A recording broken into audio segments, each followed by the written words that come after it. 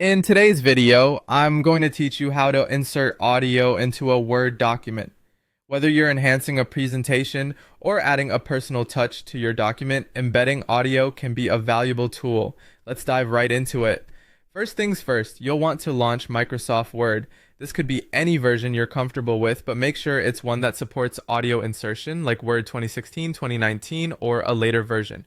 Once you've got Word open, go ahead and load the document where you intend to insert your audio. Make sure you have the appropriate permissions to edit if it's a shared document. Next, let's decide where in your document you want the audio to appear. Simply click in the exact spot where you want the audio icon or link to be placed. This step is crucial because it determines where your audio will be located, making it easier for readers or viewers to find. Now let's insert the audio. Head over to the Insert tab on the ribbon at the top of the screen. If you're using Word 2016, 2019, or the 365 version, navigate to Media, then select Audio, and choose Audio on my PC. If you're working with an older version of Word, the path might be slightly different. Just go to Insert, then Object, and Create from File.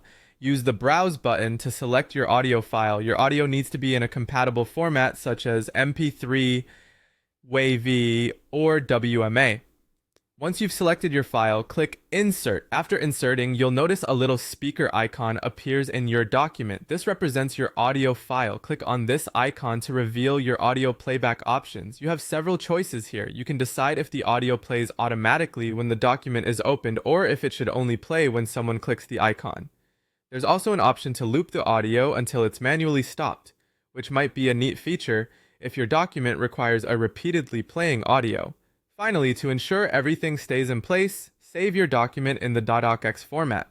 This is important because it makes sure that your audio remains embedded and plays correctly.